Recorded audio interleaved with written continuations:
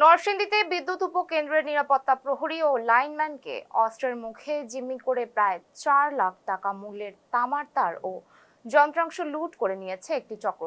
রবিবার ভোরে পল্লী বিদ্যুৎ সমিতি একের অধীনে নরসিংদীর পলাশ উপজেলার ঘোড়াশালের অধীনস্থ ভাগদি 33/11 কেভি লাইনের 20 কেভি বিদ্যুৎ উপকেন্দ্রে এ ঘটনা ঘটে।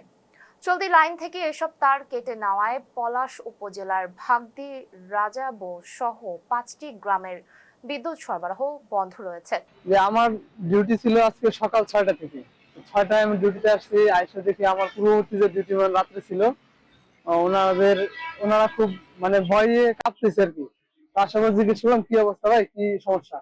তখন ওনারা বললো যে এই মানে 4:30 থেকে 5টার ভিতরে ওর দেশীয় অস্ত্র সহ 5জন লোক মোটরসাইকেল যুগে আসে, 2টা মোটরসাইকেল যুগে ওনাদের আসে। 3জন ওনাদেরকে জিম্মি করে রাখেন অস্ত্র সহ, আর 2জনে ওই পাশে আমাদের যে বিদ্যুৎ সরবরাহ যে ফিডারের যে আমার তার দিয়ে আমরা যে কানেকশন গুলা করে থাকি, ওগুলা ওরা মানে 2জনে কাটে।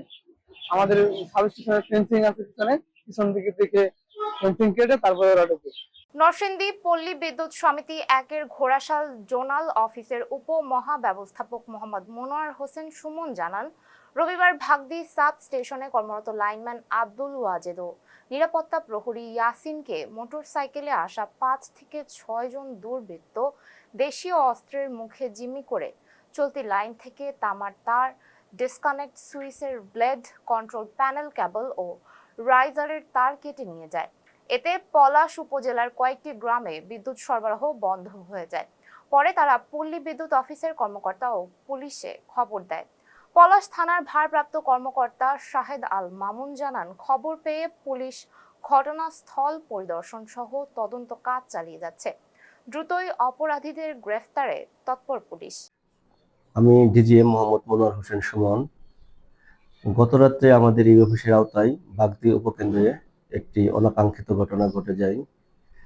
ভোর 4টার দিকে 3জন মোটরসাইকেল নিয়ে এসে আমাদের বাগদি সাব স্টেশনে প্রবেশ করে এবং আমাদের সিকিউরিটি গার্ড এবং লাইনম্যানদের জিম্মি করে আমাদের বিদ্যুৎ সরবরাহের যে এসিআর, সেটা যে রাইজারের তার রয়েছে, তামা তার, এগুলা খুলে নিয়ে যায় এবং কি বিভিন্ন মূল্যবান যন্ত্রাংশ তারা খুলে নিয়ে যায়। আমাদের লোকদের দেশীয় অস্ত্রশস্ত্র দ্বারা তারা জিম্মি করে রাখে।